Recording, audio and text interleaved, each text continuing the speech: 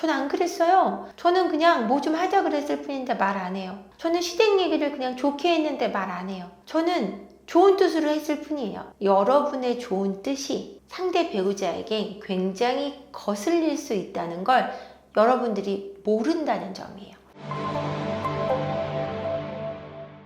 안녕하세요. 세퍼언니의 행복한 가을 부부학교 대표 한재원입니다.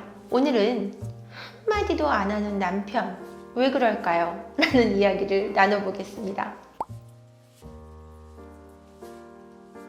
제가 얼마 전에 이혼 사유에 대한 그 뉴스를 한번 봤는데요. 그 뉴스에 성격 차이가 1이다.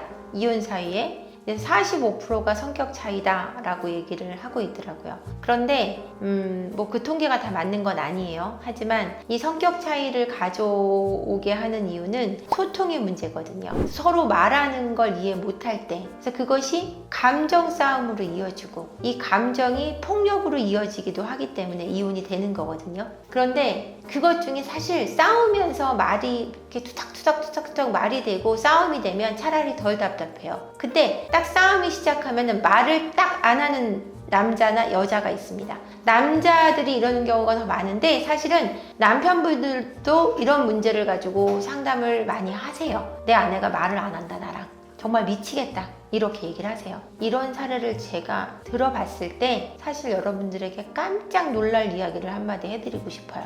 뭐냐? 그 사람이 그렇게 말을 안 하기까지 상대 배우자는 어땠을지 생각해 봐야 돼요. 보통 제가 바람의 문제는 바람을 피우는 본인의 문제라고 얘기를 많이 하는데 이 소통의 문제는 상대방의 문제일 수 있습니다. 그래서 그 사람이 말을 안 하고 있는 건 대화 방식이, 제 배우자가 만약 저와 절대 말을 안 한다면 나의 대화 방식의 문제점을 먼저 돌아봐야 합니다. 배우자가 나와 말을 안 하는 것은 나의 문제일 수 있다. 나의 문제점도 있을 수 있다. 어느 정도는 이 얘기를 해드렸어요. 근데 또 한 가지 문제점이 있을 수 있어요. 말을 안 하는 사람이 회피성 인격장애가 있을 수 있습니다. 그래서 이거는 인격장애의 문제이기 때문에 제가 따로 한번 다뤄볼게요. 근데 지금은 이 대화의 소통 때문에 말을 안 하는 케이스만 갖고 제가 말씀을 드리자면, 말을 평상시에도 없었는데 싸우면 더 뭐를 안 하는 사람을 고치고 싶다면 비난의 말을 먼저 멈추세요.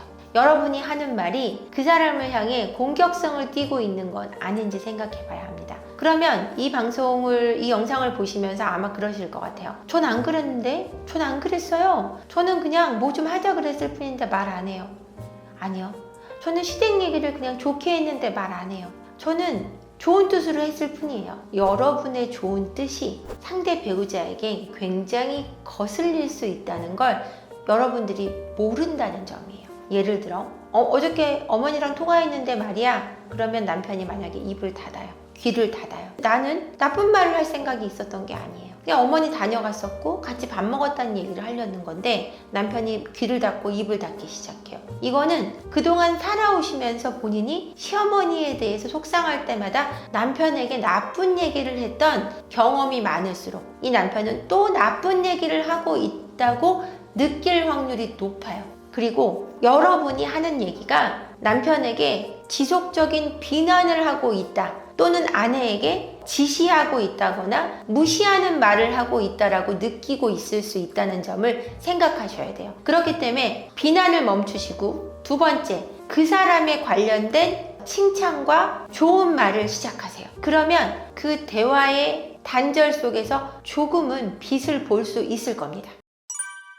그러니까 세 가지로 제가 요약을 해드릴게요. 첫 번째, 비난을 멈추시고, 두 번째, 칭찬의 언어를 하고, 세 번째, 사랑의 언어를 사용해라 라는 말씀을 해드렸는데, 사람과 대화를 할 때 여러분 길게 대화하는 방법은 딱 한 가지입니다. 그 사람에 관련된 이야기를 하시면 돼요. 근데 그것이 어제 뭐 했어? 누구랑 만났어? 어디 갈 건데? 이런 어떤 조사 용어가 아니라 그 사람이 해왔던 업적, 얼마나 잘해왔는지에 대한 얘기, 그 사람이 관심 갖고 있는 분야에 대한 어떤 호기심, 나는 모르는데 그 사람이 알고 있는 거에 대한 궁금증, 이런 것들을 얘기하면 대화는 얼마든지 이어질 수 있습니다. 근데 여러분, 부부간의 대화를 생각해 보세요. 아마 아마 아내들은 남편에게 다른 사람 흉을 보거나 아니면 시댁 흉을 보거나 아니면 돈이 적다는 얘기를 하거나 또는 집안일이 힘들다는 얘기를 하거나 아마 그런 얘기일 뿐일 거예요. 나에 관련된 얘기를 하고 있다라는 거죠. 왜? 여자들에게 수단은 선택이 아니고 필수거든요. 근데 내 모든 얘기를 들어줘야 되는 내 남편이라고 생각하는 거예요. 그러면 자신에 관련된 얘기만 하는 사람과 대화를 하고 싶어 하는 사람은 남편이 아니라 꽤 중요한 남편이어도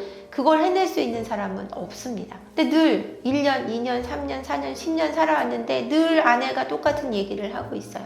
또 바꿔서 아내가 말을 안 하기 시작해요. 왜 그러냐? 아내에게 생활비에 대한 잔소리 또는 왜 잘하지 못했는지, 집이 지저분한지, 네가 할 일을 왜 못하는지만 얘기하고 있는 건 아닌지, 애들의 교육에 대해서, 그러니까 아내에 대한 비난을 계속해서 하고 계신 건 아닌지 생각해 보셔야 돼요. 시시각각 아내에게 감시하거나 지시하거나 무시하는 말을 하고 있는 남편과 얘기하고 싶은 아내는 없습니다. 그러니까 여러분들이 그 대화의 단절 속에서 나오고 싶다면 그 사람에게 그 사람이 갖고 있는 관심에 관심을 기울이세요.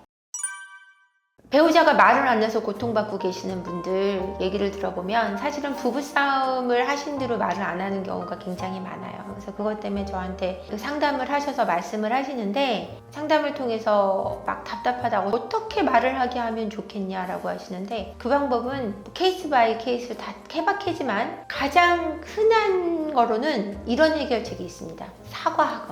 사과하고 싶지 않아서 끝까지 자존심을 지키고 싶고 내가 잘못한 게 없어서 말하고 싶지 않으면 저 사람과 말하고 싶은 내 마음을 없애면 돼요. 저한테 상담을 하시면서 뭐라고 말씀하시냐면 저도 말 안 하는 거 괜찮아요. 저도 이제 괜찮아요. 이렇게 전화를 하세요. 근데 그분이 정말 괜찮다면 제게 전화를 하셨을까요? 아니잖아요. 괜찮지 않으신 거거든요. 그러니까 정말 남편이 나하고 말하지 않는 거를 괜찮아 하시는 게 중요하고요. 그리고 괜찮지 않으시다는 걸 인정하고 사과를 해보시는 게 가장 빠른 방법일 것 같습니다. 계속해서 대화를 이어가기 위해서는 제가 앞에 얘기한 비난하지 말고 칭찬하고 사랑의 언어를 쓰세요. 그 사람이 관심을 갖고 있는 것에 관심을 기울여 주세요.